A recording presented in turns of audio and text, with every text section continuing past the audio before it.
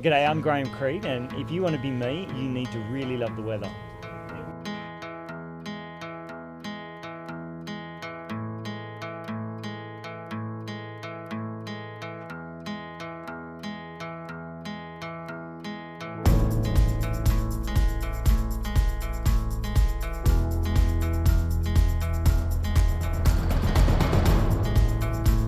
Actually, my family used to call me the weatherman, but I never ever really saw myself as being the weatherman as such. But I used to follow what was going on with the weather, and living in Melbourne there was plenty of it, and a couple of events really stick in my mind.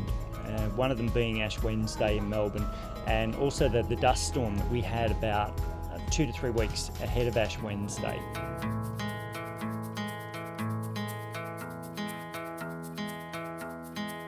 I realised that to become a forecaster I needed maths and physics and chemistry, which I hadn't done in HSC, so I kept looking through all the jobs, and I saw one for a weather observer, and I thought that actually suits me down to the ground. So I went to the Bureau and got more information from them, and I had to go back to night school, so I've got a full-time job elsewhere. Went back to night school for 2 years to get my physics qualifications, and after 3 attempts to get into the Bureau, finally made it, and 9 months intensive training and then 3 months on the job training, and I worked as a weather observer for 10 years.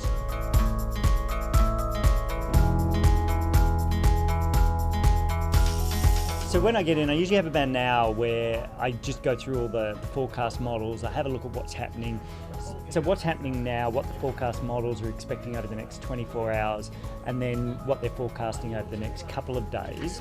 And usually that takes about an hour, particularly on a Monday, because you really haven't looked at anything over the weekend. But during the week, because you're following these systems day in, day out, you tend to have a better feel for exactly what's going on. And then once I've done all that, there's a couple of different components to my job. So there's obviously the on-air with the 7 p.m. news. That's my main component, I suppose.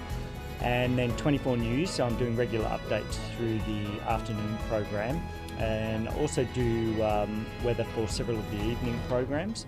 I also do quite a bit of radio. There's about 7 radio interviews I do during the day, Canberra, Newcastle, Sydney, and also a statewide drive program. 222 702, Graham Creed is here. Good afternoon. Afternoon, Richard. The weather. Well, we've got a little bit of cloud across Sydney at the moment. It's mostly high and mid-level. So they're all very much time structured. So from 3 o'clock, I'm pretty much every half hour I have something to do. And then between 5 and 6 o'clock is a very busy hour, because that's when I've got television plus the national, the new 6 p.m. or 5:30 p.m. news bulletin, as well as my radio commitments. And I usually get back to my desk about 6:15, and that's when I sit down and start writing the weather for the evening news.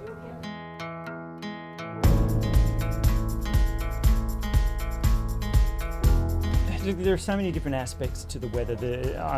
My job's just one of them.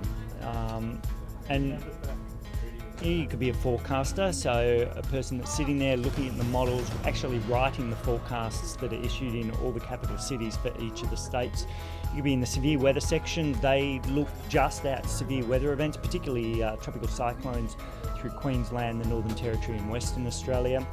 There's also the hydrology section, so that's looking at rainfall events and flooding events across the country.